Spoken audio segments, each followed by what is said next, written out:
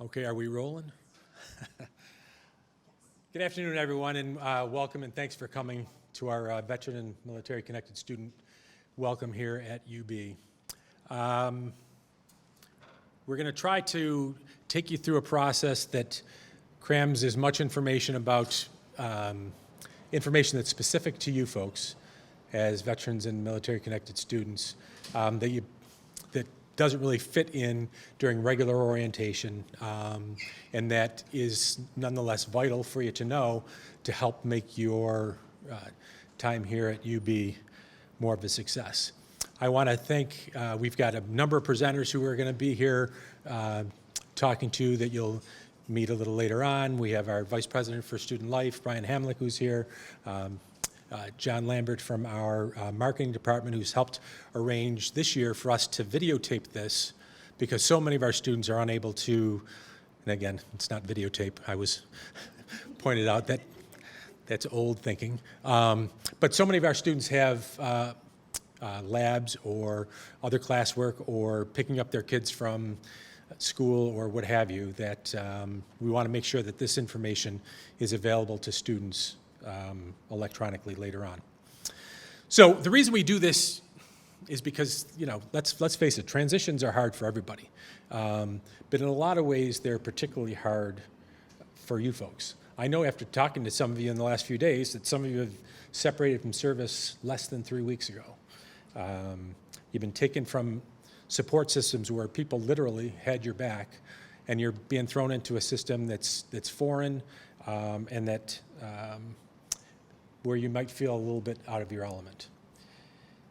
To make matters worse, Uncle Sam spent a whole lot of money training you folks to be independent, to find ways to solve your own problems, to to ask for help in many circumstances was viewed as a sign of weakness.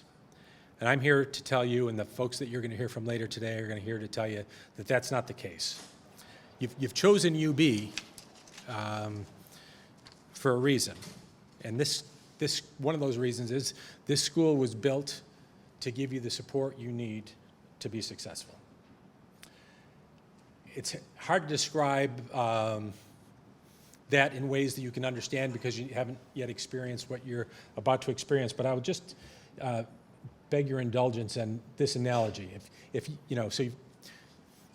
you were to go out and purchase that new Samsung Z Flip phone or whatever, and never bother to fold it, and never bother to use it for anything other than the phone. You're not texting your friends. You're not looking up information to settle arguments in a bar. You're not texting or taking pictures or whatever. That's the equivalent of coming to UB and trying to just make it on your own. We have a lot of apps that are here specifically to help you be successful here at UB. And today you're going to hear from a lot of them, and I encourage you to use them as appropriate. I also encourage you not to just come here and look at your time at UB as a group of tasks to be completed. I want you to make connections. I want you to get involved. If the other 100+ clubs here at UB have nothing that appeal to you, I encourage you to get involved with our UB chapter of the Student Veterans for America. There you'll find people maybe closer to your age, but people who have shared experiences, and you'll hear from representatives of our SVA shortly. I also encourage you to, after this is over, we're going to go next door and I have a little reception in the Effner Lucky Davis Lounge. That's a space where you can, you have access to it whenever the union is open. We just need a copy of your ID card and get you the swipe access, but it's a place where you can come and sort of get away from the noise, get away from the crowds, get away from everything else, right? And we've got it. You'll see in there we've got a small group study area. We've got a soft-seated area where you can hang out, bring your lunch, whatever. Bring a friend with you if you want. But it's a place to get away and maybe decompress and maybe again connect with some of the people who have had some of the shared experiences that you have. And we're very proud of the the space that was recently revamped and built out for us here through the philanthropy of Lucky Davis, who I'm sure over your time here you'll come to meet, World War II veteran of the Pacific Theater, who provided us the opportunity to build that out so you have a space to call your own. You're also going to hear a little bit about the PAVE program, if you haven't already. But that's a program where you'll be connected with another veteran who has been here for a few semesters, and who will check in periodically with you throughout the semester, and will provide another important point of contact for you while you're here. So I want to, in sum, I want you to think of our office, Veteran Services, as sort of your search engine. And after talking with some of you folks, the equivalent is in the Coast Guard, maybe the Education Services Officer or any salty civilian. In the Army, 42 Alpha, in the Navy or the Marines, a yeoman, but someone who's there to try to help, if they can't help you directly, to help connect you with the folks who can. And we'll work hard for you to give you the tools you need to be successful at UB. And I have to admit, we're getting pretty good at it. In the last couple of years, we've received designations of Best for Vets from the Military Times and Military Friendly from Victory Media. And we've got those designations because we have a team of people that are here to support you, who are dedicated to your success. And one of the most important members of that team is Colleen Fiedler from the Office of Financial Aid. I'd like to call her up and she'll chat with you.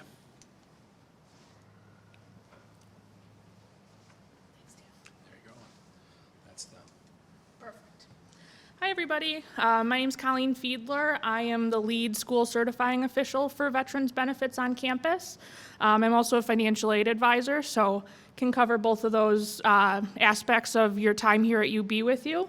But today, my portion of the presentation, I'm just going to go over what it looks like to use your veterans benefits on campus, what we ask of you, and just kind of a general overview of what the process looks like. So I am part of a team as far as the school certifying officials go. Myself and my colleagues, Marissa and Kim. We have a new staff member, Khan, who is going to be joining our team as well, a retired Army veteran himself. So he's going to be a great addition to our team in the coming months. But if you need anything, we are your points of contact as far as your veterans benefits go. So as far as how you use your benefits, what you need to provide to the school, and then what the process will look like from there. So first, we ask that you provide us with a copy of your VA-issued certificate of eligibility. That's going to detail what program you're covered under, what benefits you're receiving, things like that. We keep that on file with us throughout your time here at UB, just so that we have record that you are eligible for those benefits. Then we ask that you complete a veterans benefit enrollment form each semester that you're looking to use your benefits after you register for classes. And then lastly, there's going to be an assignment for what's called a VA Rights and Responsibilities Guide on your Hub Student Center. And we'll go over that in a little bit more detail a couple of slides from here.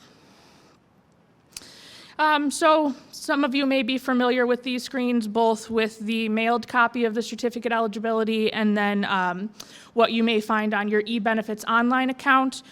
So we just ask, like I said, that you turn that in once your first term that you're using benefits, and we'll hold on to that during your time. If for some reason you change benefits, so if you go from being covered under the post 9/11 GI Bill to now using VR&E benefits, we ask that you update us and give us that new documentation so we have the most accurate information on file for you. The Veterans Benefit Enrollment Form, this is going to be emailed to you once it's live on the financial aid website, but this form is basically just your authorization to the school to certify your benefits. We do not proactively certify, just under the assumption that if a student for some reason wants to save their benefits, maybe for graduate school or things of that nature, we want to make sure that you're telling us that you want to use those benefits before we submit anything to the VA. So you can submit this to us either electronically through the Financial Aid Document Upload Center, fax it, or send it by mail. If I'm at One Capen, I will happily take them for you, but there's just been some policies that have changed within One Capen protocol that paper is typically not being processed through that office. And then usually this form will be available about 30 days prior to that semester start. So the fall form went up mid-July. And then the Rights and Responsibilities Guide. We basically compiled this to go over all of the specific elements that UB has that may impact your VA benefits, and then some of the important things that you need to know that the VA requires from you. So covering the requirements for satisfactory academic progress, the fact that you need to be enrolled in degree applicable credits for the VA to pay, some differences between approved and intended majors, which I think we're working on kind of phasing out as far as the university goes, so that may not be as pertinent. And then also New York State aid. The VA doesn't allow for any kind of duplication of benefits depending on what program you're covered under. So this is just an electronic form we'll have you sign and just acknowledge that you understand each semester so that we're all on the same page with requirements. And then for the certification process. So one of the school certifying officials will go through your enrollment form, verify that the courses you're taking are degree applicable, what location those classes are, whether that's north, south, or the medical campus, or if they're taken online, and that you've met all of the requirements for us to submit that certification for you. We will submit your enrollment to the VA, and then after the 5th week of classes, we update the tuition and fees so that, for Chapter 33 students, so that the tuition and fee payment is coming into the school to pay that for you. And then, yes, we recommend you turning your forms in before the start of the semester so you don't have any delays on getting your benefits processed. If after you've submitted the enrollment certification form you have any kind of change in enrollment, we do want to know about that because it may impact your eligibility for your benefit. So if you add a class, drop, or resign, please let us know. Even if you change courses, that your credit load still stays the same, we just like to be aware of that to make sure that your new course is still applicable towards your program. And then just kind of a summary of what the programs look like in use. Most of our students are covered under the post 9/11 GI Bill or Chapter 33, whether that's from your service yourself or transferred to you from a parent or a spouse.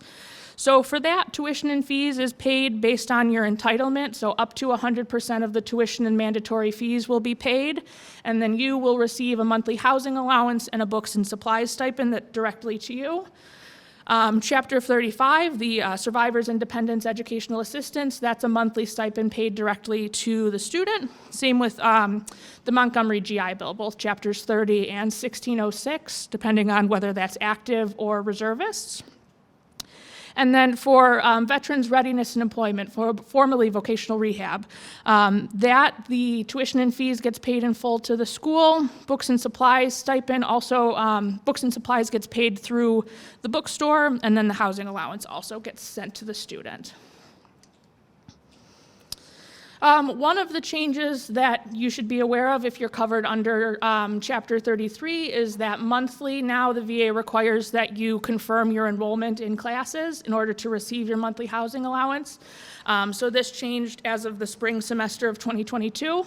The VA, the first time your certification is submitted, they'll send you a text or an email for you to sign up for the program just to confirm your enrollment and allow your monthly housing allowance to pay.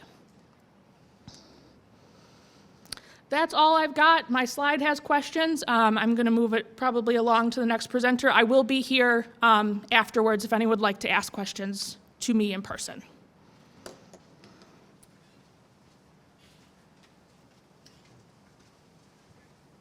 Thank you, Colleen.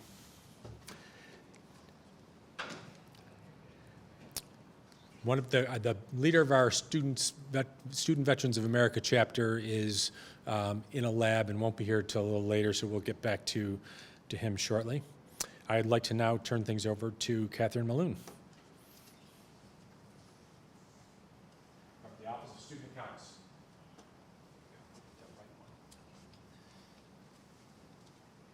Good afternoon, everybody. My name is Kathy Maloon. I work in student accounts, and I'll just go over a little bit about what our office does for students on campus.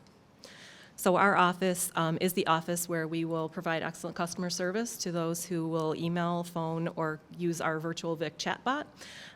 We are the office that assesses your tuition and fees, and we are also the office that produces the e-bills that are loaded for you through your QuickPay account. We manage the payment plan, which is done through Nelnet, if anybody needs to use that to help pay for their expenses here. And we process any and all payments that are delivered to the university for student account billings. We also will bill third-party sponsors and receive those payments and post those to the accounts. And if any students have tuition waivers, we are responsible for those as well. Our office also does issue any refunds, student refunds that students may be eligible for overpayments of financial aid or just basic overpayments on your account. And we do encourage direct deposit for that, just for the faster delivery of those refunds. We, unfortunately, at times do have to place accounts in collections, and so most of those do go to the Attorney General when that has to happen. And we are also the office that does review any residency for New York State residency requests that we might obtain, and we produce 1098-Ts during tax season for students. Those are provided for when you're filing your taxes if you need that. It's important to know that we only e-bill here at UB. You do not get a paper statement mailed to your home. Those are loaded through your hub account into QuickPay. And so you will get an email that is from ubbill@buffalo.edu, and it will have some verbiage in there on how you can actually pull up your statement and follow the instructions so that you can view and pay those online. And we just want to make sure that you do understand that that only goes to your buffalo.edu email. So if you have a personal email address listed in the system, it does not utilize that, just so that you're aware. Down below, what we see is a little table that shows when we actually e-bill. We do 4 bills per semester, and the due dates are associated with that middle column when the e-bill is due. If you are in a payment plan for any reason, the due dates for those payment plans are different than the actual due dates for the e-bill, so you do want to keep in mind that they could be different, and that's why we publicize those. The final statement of the semester is actually a paper bill that will be mailed in addition to an e-bill, just so that you're aware there would be one paper bill, but it would come at the end of the semester. I think I just skipped. Sorry. So this is what your hub center looks like, and in order to see your e-bill, you're going to click on that billing and payments so that you can find your e-bill. This is what it looks like when you do pull up your QuickPay e-bill account, and you'll notice the highlighted yellow box will show when a statement has been loaded. One of the confusing things that we notice that students don't realize is that that doesn't change once the e-bill is loaded, so the amount on the statement amount due line under that latest statement loaded, that will always remain the same. It's a static amount. The thing that will change is to the left where it says current activity and the current balance, and that will update on a nightly basis with transactions. So if you were to have added classes after we billed on the 27th of July, those charges would never affect that right-handed box until we actually do the second statement of the semester. And then the other thing to note is the current balance does not have the ability to deduct the anticipated financial aid that you may have. So if you do see that amount, you would have to do that calculation in there yourself. We do hope to have that corrected at some point in the future. We're working on that as an improvement. Then the things that you'll expect to see on your e-bill obviously are the charges for coming to college or coming to the university. So any tuition charges, any mandatory and broad-based fees that you may be charged, or class fees. If you participate in a meal plan or campus housing, those charges will be assessed to the account. And at student health insurance that does get charged to many of the full-time students. We do recommend that you take a look at that information that's out there, because many students are eligible for a waiver, but you do have to file that each year. And so you would want to get that in so that if you're covered by a different medical insurance, you wouldn't be charged $3,100 for something you didn't need. So just make sure that you follow up on that if you have any questions. The other thing you will see is any payment that you might have made or any payments that have come in from the VA. Those will be posted onto your bill. It will also show any anticipated aid that you might be eligible to receive. Any Pell or TAP, any of that type of information should show up there, with the caveat that if you have any outstanding to-do items that affect financial aid, you would have to do those before the aid would show on your bill. Also, we do make sure to notify you that if for any reason the financial aid is canceled after it has posted your account, and then it causes the balance due, you would have to make payment on that balance as well. If when you look at your bill, you're missing aid that you think you should have, and you don't know why it isn't there, we encourage you to reach out to the financial aid office and see if they can assist with that to clarify what might be missing. We always encourage students to pay the amount due by the due date listed on the bills. Don't wait for the revised statement because you would end up with a late fee if the bill isn't paid. We can always go back and issue a refund if you've overpaid, but we would hate to charge you a late fee if you didn't pay by the due date. And then just be cognizant of the fact that there are holds that are placed on unpaid bills, so you do want to try to avoid those as well. There's many different ways that students can pay any bill that they might have with the university. We do encourage online payments. Your e-checks can be made from a U.S. bank account. If you happen to have an international type payment that needs to be made, we do partner with Flywire to make that easier for you. And obviously, any type of credit card is able to be processed. They can only be made online. There are no in-person credit card payments. So in One Cape, and I heard that question quite a bit, we don't do in-person payments there. So if you definitely plan to pay with a credit card, you'll do that online. And then you can also mail a personal check. It goes to a lockbox, and we usually receive those within 2 to 3 days, and they're posted to the student's account. As far as your military tuition assistance, as Colleen has already indicated, you want to make sure that you do those forms well in advance of the semester so that you don't hit delays in those being posted. And just keeping in mind that your branch is identifying the student who has those benefits, and so we have to know about that before we can invoice for any benefits you might have for a military TA. For veterans benefits, again, reaching out to the financial aid office so they can be certified, and they do all of those types of certifications, and then we follow up on the back end for any invoicing that might have to be done to those agencies. If you're interested in making a payment online, this is what your quick pay account will look like. You can view and pay your accounts on the left-hand side in the blue box. Click on that little link there and then make a payment, and that is how you would make a one-time payment if you had some type of an outstanding charge. If you are in our monthly payment plan, we do not want you to make payments this way because it will impact your payment plan, and it may not correctly assess you. So please do not make payments this way if you are enrolled in the online payment plan. And then finally, just to give a little bit of information about the payment plan, it does allow you to be billed in installments. The first 2 installments are based off what's called a budget worksheet, and so you fill in the amount that you want us to budget and take for the first few payments, and then we do what's called rebalancing in the 3rd and the 4th payment plan. Those are the dates for enrolling, and just to keep in mind, the last day to enroll in the fall payment plan is September 29th. It does cost $45 to enroll in the payment plan, and they are only offered for the fall and spring semester, so just keep that in mind if you decide to take summer or winter classes. There is no payment plan for those. So that's basically how you can do those. The installments are automatically taken every month. You don't need to do anything. Once you sign up, those payments will be deducted from whatever account you've listed. And you do receive email reminders before every payment is taken. So if there's any change, you would be notified well in advance of when the payment was going to be taken. And then the last thing that we do like to discuss is the enrolling in direct deposit. We do encourage that for all students, just in case you do have any type of an overage. That is the fastest and safest method for students to receive their refunds. If you don't enroll in direct deposit, what ends up happening is that you'll receive a check in the mail, and those they take much longer for students to receive, and there's the chance that they can be lost in the mail. So we do encourage you to enroll in direct deposit if that's something you're able to do, and you would do that through your quick pay account by clicking on Manage Refunds 2 times, and then providing your information. And so if there's any questions, again, I'll be here after the presentation and be happy to answer those for you.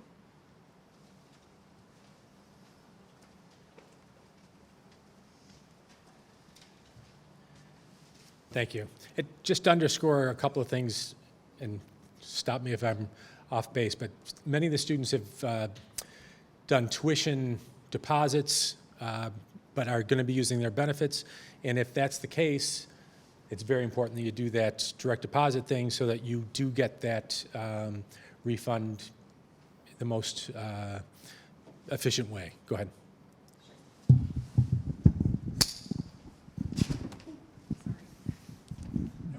The one caveat I will say to that is if by chance you've paid with a credit card, we do have to refund the credit card if we are able to do so. So we do have some students that get confused about that. If it's a payment with a credit card, we have to refund the credit card, even if you're enrolled in direct deposit. So I do want to make that clear.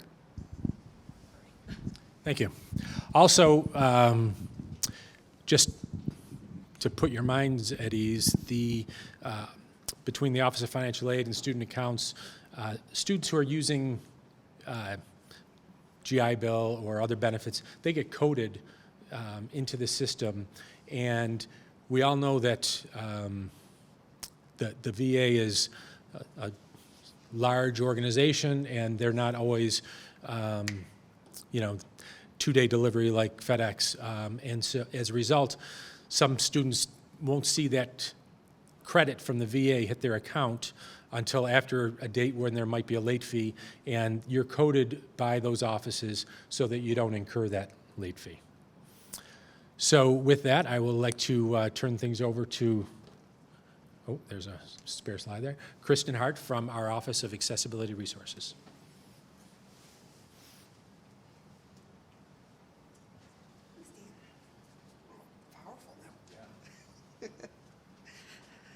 All right. Good afternoon, and I'd like to extend a very warm welcome to all of our vets here and to thank you for your service. My name is Christy Hart from Accessibility Resources. I'm the director. We'll be going over today what our office does, how to get started and communicate with our office, and how you can connect with us so we can support you through your time here at UB. So our office mainly works with students with disabilities, and that's a really broad term. So often we think disability, we think on what's it on the VA paperwork as far as being considered a disabled vet, but it's actually quite a range of disabilities we work with, from mental health to physical disabilities to other cognitive or learning. There's quite a spectrum there, so it's a time to rethink about disability and think about your past educational experience. And think about how accommodations can support you here. So how do I know if I'm eligible for accommodations? The biggest thing is come talk with us. Email us, call us, stop and visit us. We're located at 60 Capon. So if you know where 1 Capon is, there's a hallway. Just go around that glass corner towards the back, and there we are. We're happy to see vets. We love to talk with everybody and be able to see how we can help serve you. To request accommodations. So if you want to talk with somebody and to find out would you be eligible for accommodations, or what kind of accommodations are out there to best support you, let us know so we can have that conversation. And we're flexible. We can do that in person, we can do it over the phone or for Zoom, really whatever is going to fit you and your schedule. So when you connect with us and make that meeting, we do encourage, come by as soon as possible. The sooner you start working with us, the sooner we can work with you. If there's different technology that might support you and make your life easier in and out of the classroom, we would love to be able to deploy that the technology to you and give you the proper training and support. Also, if we need to start communicating with your faculty to be a part of that team to best support you. That meeting is really important, and one of the things we do look at is documentation, but I don't want you to get hung up on documentation. The most important documentation we have is you, and listening to your story, your experience, to see how we fit in to make sure that you're getting the equitable access that you deserve. Once we've established your accommodations, you're now eligible for accommodations, and we will walk you through what that means, how to share this information with your instructors. We provide, one of our biggest things is testing accommodations, so a quieter location, extended time on exams, and we'll work with you of how do you now use that accommodation here at UB. We provide a nice, quick, direct 20 to 30-minute orientation that goes over those accommodations, goes over any questions you may have, and provide any follow-up that you may want. Some quick examples of accommodations, because not all students really, it's sort of a broad term. It's hard to nail down what accommodations are, but there's actually quite a few. So it's really would look at what is the barrier. So is it a hard time focusing on a test? You're very, maybe you're distracted. Maybe there was ADHD or something else that might be going on. And if people are getting up and sitting down, moving, clicking, let us know. There might be something that we can do to provide a quieter location for you to take that test if you need more time to process a test. So you may need maybe a half hour more than the class to be able to finish the test. In relation to a documented disability, let us know. Like I said, the biggest thing is to contact us. We're here for you. We have 2 locations, one here on North Campus, ground floor of Capen, behind Capen 160 Capen, and also on South Campus in Diefendorf. You know, if you don't know if this is the right fit for you, if you don't know if you would be eligible, that's okay. The biggest thing is call, let's talk together, let's discover, and you never know, there could be some great resources for you to support yourself while you're here. Thank you.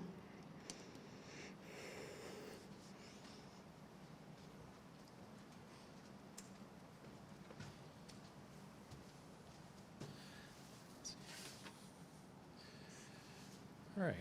Next, I'd like to bring up Carl from our Career Design Center over in 259 Capen Hall.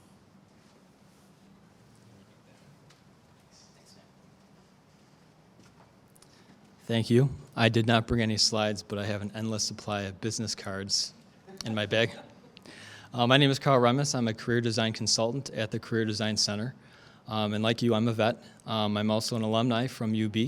I attended a rehabilitation master's program for counseling here, and I did not use, kind of what Dan was referring to, I did not use any services here at UB, much to my detriment.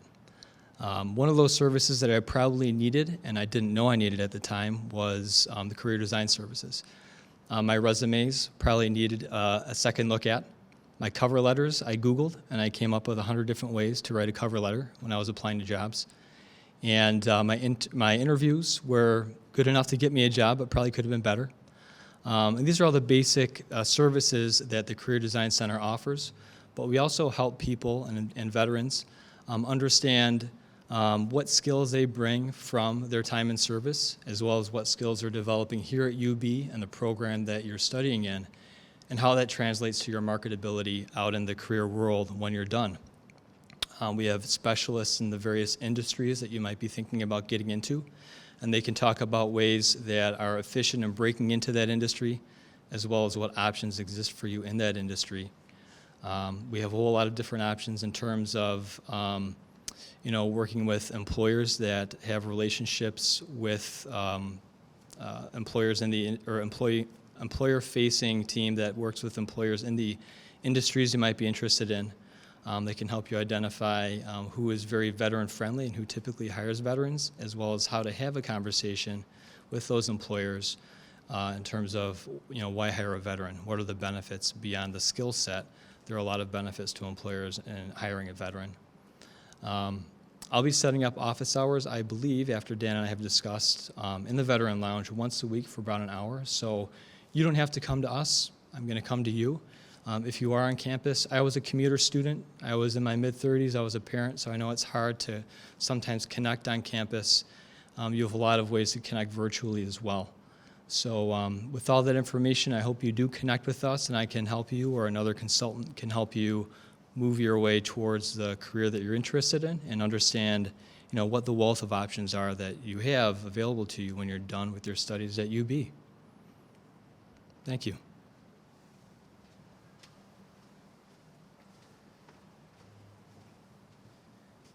Thanks, Carl. I have to tell you, we have already established a pretty solid network of recent alum like Carl, who were veterans, came through the process, and are now working in the community, and who are very anxious to reach back and pull up people, help them get into the field that they're interested We got a bunch of people at Moe, we got people at M&T, we got people at Lockheed Martin, a lot of places that you may have an interest in. Please connect with Carl and his co-workers, and they will be able to help you make those connections. Next, I'd like to bring up Andrea Greenwood from our wellness team.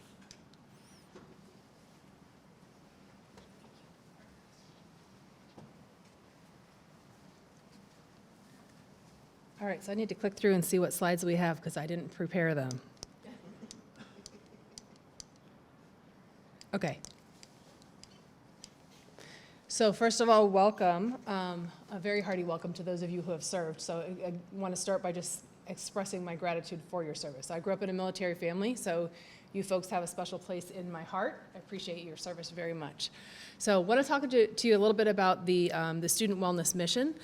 Certainly, we want to facilitate the overall well-being and success of all of our student body by providing medical, mental health, health promotion, and prevention programs and services. Talk a little bit about the student wellness service model. We have a number of different steps to service. We want to first of all do some assessment. So that's going to be kind of same-day care, same-day kind of understanding of what are your needs, what are the resources that you're needing. We're going to help you identify some self-directed resources. So whether that's in campus club sports or peer education programs or our relaxation suite. Then stepping it up to kind of a next level is really kind of taking advantage of the campus resources and educational programs that we have. So that might be, wellness coaching. That might be some of the, learning about campus resources like Blue Table, which is for folks who are having food insecurity. Taking advantage of flu shot clinics to manage healthcare needs. And then stepping up to that level of clinical intervention. So there may be those of you who recognize I am having a need, do feel like I need some services or some intervention, some support. That might be primary care visits at our brand new health service right off campus. That might be lab services. That may be mental health counseling. So certainly linking with us to kind of figure out, starting at that assessment and figuring out if, what's that level of intervention and assistance that you're needing. And then the fifth level is really that fifth step of linking to community resources. I will let you know that in terms of counseling services, we do see a number of students at our counseling center. We do brief services, so we have a session limit of up to 10 sessions per academic year. When we do a needs assessment and determine that somebody may need more than that or may need more frequent services than we can provide, we're going to really kind of work with that individual student to identify what are the community resources that are best fit for them. So certainly with a student who's a veteran or military connected, we would want to understand kind of what are the resources in the community, what else have you already kind of gotten connected with so that we're kind of hitting that right spot for you. So in terms of same-day services, any student who is actively enrolled at UB is eligible for a same-day needs assessment appointment. So that's the eligibility for services is we're going to have a conversation about what your needs are and make a recommendation about what's the best fit for your current needs. So we also do crisis intervention. So there is no wait for services. If you're having a crisis need, call or walk into our office, and we're going to assist you in that moment. Okay. We also offer educational programs that with a focus on promoting campus-wide mental health literacy. We do lots of consultation with parents, faculty, and staff who are concerned about other individuals. Sometimes we get calls from faculty saying, I'm not quite sure what to make of an essay that a student wrote or an email communication that shared some information about a student's background that I'm not quite sure. Does this feel risky? Does this feel concerning? How do I respond with care? I have to say lots of times those start with I'm scared, I don't know what to do, but they're always kind of prompted by, gosh, this is a student who's hurting, and we want to make sure that other people come around the student and that we know how to talk to students about the support that they're needing. So I appreciate about those faculty and staff calls. We do provide brief, like I said, session-limited individual counseling. We're staffed by licensed psychologists, social workers, licensed mental health professionals, and we provide graduate students clinical training, so they are also under supervision. We have weekly counseling groups that focus on a variety of specific issues. I will promote that we also have a couple of groups One that's in particular of interest to me because I'm running it this year is a graduate student and non-traditional student support group. So that may be a great fit for those of you who maybe have done military service first and are a little bit older than the traditional undergrad student. Maybe pursuing a graduate program as well, but maybe as an undergrad and a little bit in a different phase of life already. We also have psychiatric nurse practitioners who work with us to provide medication management.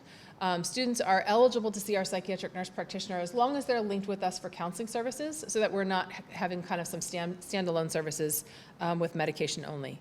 And our office is open throughout the Monday through Friday throughout the week. When our office is closed, you can always access a counselor on call by reaching out to our office and choosing option 2 to get a counselor after hours. Our health promotion office is located both on the North Campus, I'm sorry, I should say that our offices are located on North Campus and on South Campus. So we really do our best to make sure that we're offering students appointments at locations and in contexts that are most comfortable and most convenient for you, whether that's in person at North Campus or South Campus or by Zoom appointments. Health promotion also is located on both North Campus and South Campus. They do a lot of great promotions. They do work on healthy eating, on sexual violence prevention, a lot of work on stress reduction. Sometimes that's going into classes and doing some classroom education to provide information, skills, and services. And they also do a lot of work with alcohol and harm reduction to assist students in reducing consequences associated with high-risk drinking or substance use. And health services, I just mentioned that we have a brand new facility located right at the corner of Maple and Sweet Home. It's a great resource. They are staffed by physicians, physician assistants, nurse practitioners, and RNs. They have in-house labs that can do specimen collections. They have an in-house pharmacy that I think just got permission to actually start running like maybe Thursday. So a little behind on some of that, but great resource for students as well. They also have travel clinics. So if there's anybody who is considering doing a study abroad program, if there are travel immunizations that you need to be doing a study abroad program, whether that's a short-term thing or a semester-long study abroad program, certainly reach out to them about their travel clinics as well. And again, when health services is closed, there is a number for students to call for advice about whether they should go to an urgent care or call for an appointment when the office is open. So there is an urgent nurse line so that you're not kind of just going to an ER, going to an urgent care when that's not necessarily wanted or not necessarily necessary. So many of our services are available virtually. In addition to in-person services, we are also offering teletherapy appointments. There is some opportunity for telehealth. Health services is primarily in person. They have done some of what they can, and certainly during COVID, they did a lot of telehealth.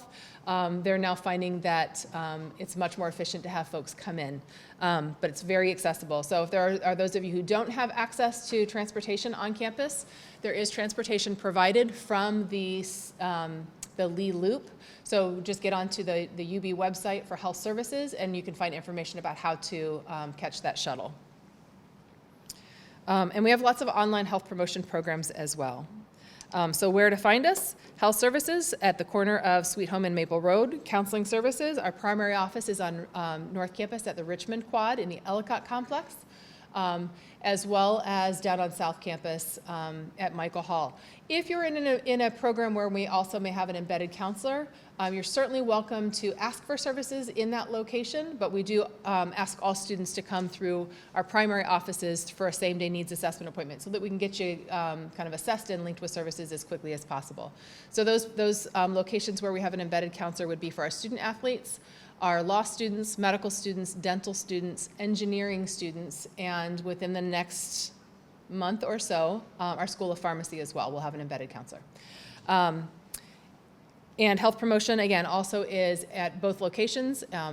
North Campus at the Student Union down on the first floor, kind of tucked in the corner downstairs, as well as at Michael Hall on the South Campus. So thank you.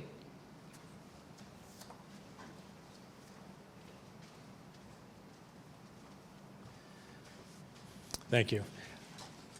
As Carol mentioned, he's going to have office hours in our office throughout the semester.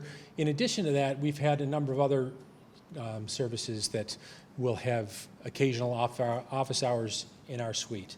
The Law Clinic offers a service particularly for veterans through our law school, and they're present. We have folks from the VA Health Center. We have folks from the VA Educational Benefits Center that periodically stop in. They actually are former employees, and they do it as a favor. They're not necessarily in their full official roles, but they're more than happy to help you navigate some of those processes. In addition to that, there are a lot of other resources I want to make sure you're aware of: the Math Center, the Writing Center. Whatever burden you find, whatever obstacle you find in the way of your success, just let us know. We'll try to help you identify where that service is and how we can help you. And one of the ways you can know that the person that you're working with is particularly interested in serving veterans is they may have this displayed on their doorknob in their office. But some of our staff have gone through particular training to help them become better acclimated to serving our veteran and military student population. At this point, I'd like to bring up Ben Redfield. Ben is the lead in our team leader of our PAVE program. It's a national program that is designed to connect experienced veteran students with incoming new students. And I'll give it to you, Ben. You got to use that because we're taping. And Okay, well, I'm loud and obnoxious, so I'll try to calm it down a little bit because I have a microphone. But thank you, everybody, for coming out. As Dan just mentioned, we are running the PAVE program, which basically, I mean, he gave a pretty good summary. So at some point during the semester, if you haven't already been contacted, we have a group of people who are basically volunteering to do outreaches for y'all and check up on y'all throughout the semester, because things can get pretty crazy, pretty hectic, and we just want to make sure that you have everything that you need, and that also, if you just need to chill, then you can have someone to chill and hang out with, because if you're like me, you're not from the area, you may not know a lot of people in the area. So it's a pretty cool program, and you'll definitely be hearing from us. And a lot of people, if they don't want to talk to anyone, they just want to put their nose down to the grinder and go to classes and just worry about their GPA and whatever aspirations that they have. Totally fine. Just let us know, and we will not contact you anymore. So you can totally opt out at any time. So that's pretty much the PAVE program, plain and simple. If you decide to come check out the Student Veterans Lounge and hang out, things like that, I'll be the one with the obnoxious laugh and running into things like all the time, because I don't know about any of y'all, but I'm pretty clumsy. And also, one of the things that I learned as being in the military is if you had questions and you wanted to go ask people for help, you usually got told to like shut up and mind your own business and figure it out on your own. Well, we're here to provide services to do the exact opposite. So we want to encourage you, if something is, taking up time, effort, energy that you would rather put somewhere else, then just let us know and we'll help you figure it out. Because like Dan said, a lot of the people that are there trying to help you out, there's a lot of different hurdles and things that you have to learn whenever you first start at UB. And I don't know, I think I had like 8 or 9 different pieces of software that I had to download on my phone in the first semester that I came to UB just to attend classes and get credit for going to class. So it can be a little overwhelming. Totally fine to ask out, reach out for help. And also, I'm officially the vice president now of the Student Veterans Association. If that's something that you're interested in, we're going to be putting on a bunch of different events. Mark San Gregory is in class because he's a hardcore academic and couldn't be here to present for the Student Veterans Association. But we're going to have lots of different events and different fundraisers, free food, different fun stuff to do. The first one we have is actually this Sunday, if anybody has the availability to come out. You can ask about more information on it. You probably saw it in the newsletter. I don't think we actually had what day it was in the newsletter, so hopefully this helps solidify it. But Sunday at 1 p.m. at Ellicott Creek, if you are interested in attending, just ask us about it. We can give you some more information. But we're just going to basically hang out, kind of network, get to know each other, all the different student veterans, and eat some food, because I don't know about y'all, but that's pretty much what I do since I got out, is eat and read and write. It's a lot, but yeah. So thank you all for coming out, and I'll give it back to Dan.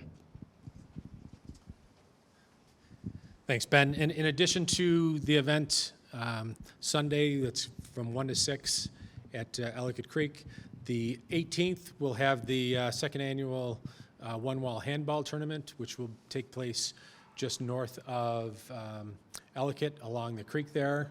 And there'll be other activities throughout the semester that you can get involved in, including some service activities. Last year or 2 years ago, I think, what maybe it was right before COVID, but they did they connected with Dog Tags New York, which is, it's a dog rescue place, but veterans rehabilitate the dogs so that they can then be reacclimated to families and whatnot. And we actually have a professor from our social work program, the Joining Forces program, which you may read about in your time here. He's actually done research on not just the positive impact it has had getting these dogs ready to go, be with families, but it's also had a great effect on the veterans who've been involved in doing the rehab work. So sort of a win-win. So again, thank you very much for coming. I know a lot of people had to leave for their 4 o'clock classes, but we invite those of you who have stuck around, come on next door. We've got some refreshments, and the speakers are going to stick around, and they'll be able to answer some questions for you. Thanks again.